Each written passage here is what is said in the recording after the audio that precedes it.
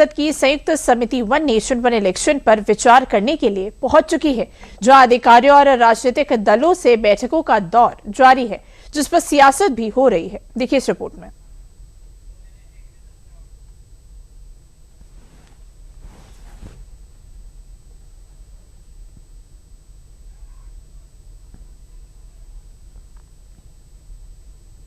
Joint parliamentary committee one nation one election पर आज उत्तर प्रदेश के दौरे पर है और यहाँ पर जो हमारे वरिष्ठ अधिकारी हैं, chief secretary, DGP, chief election officer और बाकी सभी अधिकारी और अन्य विभाग जैसे कि बैंक्स हैं, रेलवे बोर्ड है, अन्य सरकारी संस्थाएं हैं, बार काउंसिल है, वरिष्ठ वकील हैं।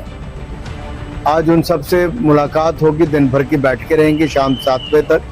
बार बार होने वाले चुनावों के दौर को इतिहास बनाने की तैयारी अब अपने आखिरी मुकाम पर है और इस विजन को जमीन पर उतारने के लिए बीजेपी ने अपनी सियासी ताकत को पूरी तरह झोंक दिया है। और जब बात देश के सबसे बड़े राज्य यूपी की हो, तो बीजेपी ने भी अपने सबसे मजबूत सियासी योद्धाओं में से एक अनुराग ठाकुर को मोर्चे पर उतार दिया है, जिन्होंने वन नेशन वन इलेक्शन को धरातल पर उतारने का पूरा ब्लूप्रिंट साझा कर दिया। राजनीतिक क्षेत्र के लोग हैं, चाहे वो चुने हुए प्रतिनिधि हैं, राजनीतिक दल हैं, इन सब के क्या विचार हैं वन नेशन वन इलेक्शन को लेकर। क्योंकि अगर एक समय पर दोनों चुनाव विधानसभा लोकसभा के होते हैं तो उससे बहुत सारी चीजों पर फर्क पड़ता है कि सारा साल जो मॉडल कोड ऑफ कंडक्ट लगा रहता है, कभी विधानसभा के चुनाव, कभी लोकसभा के चुनाव, कभी एक राज्य के चुनाव, कभी दूसरे राज्य के चुनाव, तो इन सब से मुक्ति पाई जा सकती है। आज अधिकारियों से, विभागों से बैठक है, जैसे मैंने कहा, लॉयर से, बार काउंसिल, इन लोगों से, अलग संस्थाओं से इनसे मुलाकात है ताकि सिविल सोसाइटी क्या सोचती है वन नेशन वन इलेक्शन के बारे में और इस कानून में क्या संशोधन देखना चाहते हैं, क्या उनके सुझाव हैं। वन नेशन वन इलेक्शन ये सिर्फ एक चुनावी सुधार का प्रस्ताव नहीं, बल्कि मोदी सरकार के सबसे प्राथमिक और महत्वाकांक्षी एजेंडों में से एक है। सरकार का मानना है कि एक साथ चुनाव कराने से न केवल समय और संसाधनों की बचत होगी, बल्कि देश की विकास गति भी बार बार लागू होने वाली आचार संहिता से प्रभावित नहीं होगी। यही वजह है कि केंद्र सरकार इस मुद्दे को टकराव नहीं, बल्कि सहमति के रास्ते आगे बढ़ाना चाहती है।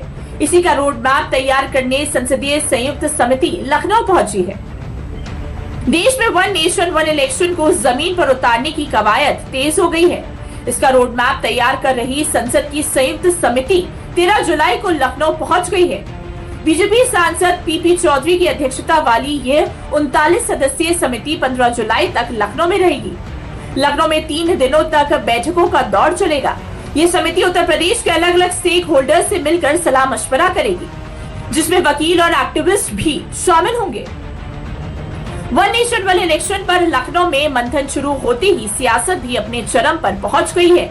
एक तरफ जेपीसी इस व्यवस्था को देश के लिए समय, संसाधन और सरकारी खर्च बनाने वाला ऐतिहासिक चुनावी सुधार बताकर इसके पक्ष में माहौल बनाने में जुटी है, तो दूसरी ओर विपक्षी दल इसे संविधान, संघीय ढांचे और लोकतांत्रिक व्यवस्था से जुड़ा गंभीर मुद्दा बताते हुए सरकार को घेर रहे हैं और ये मुद्दा सियासी अखाड़ा बनकर रह गया है।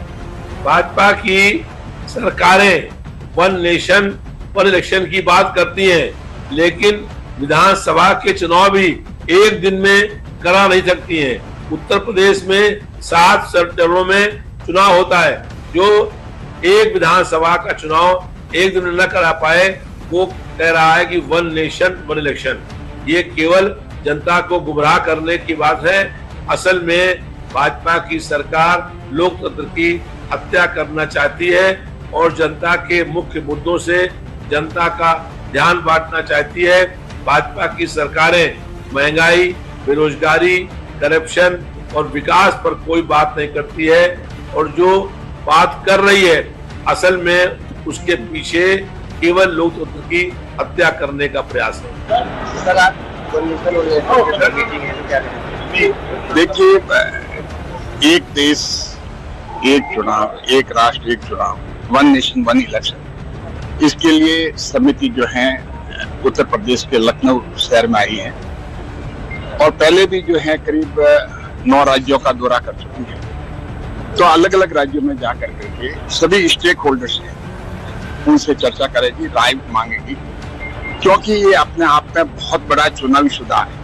ये joint parliamentary committee one nation one election की है, तभी चर्चा हो रही है, हर राज्य में हम जा रहे हैं। अभी देखेंगे सबके क्या सुझाव है, उसके बाद सोच विचार करके हर राज्य में जाएंगे, हर राज्य की नेशनल जो पार्टीज है उनसे भी बात करेंगे और फिर देखेंगे क्या होगा। केंद्र सरकार ने दिसंबर 2024 में संसद में संविधान का 129वां संशोधन विधेयक और संघ राज्य क्षेत्र कानून संशोधन विधेयक पेश किया था। इन विधेयकों को बारीकी से जांचने और राज्य की राय जानने के लिए जेपीसी को सौंपा गया था। पूर्व राष्ट्रपति रामनाथ कोविंद की अध्यक्षता में बनी उच्च स्तरीय समिति कोविंद कमेटी की रिपोर्ट के आधार पर सरकार का लक्ष्य पूरे देश में लोकसभा और राज्य की विधानसभाओं के चुनाव एक साथ कराना है, जिसके व्यवहारिक पहलुओं को टटोलने के लिए ये पूरी कवायद की जा रही है।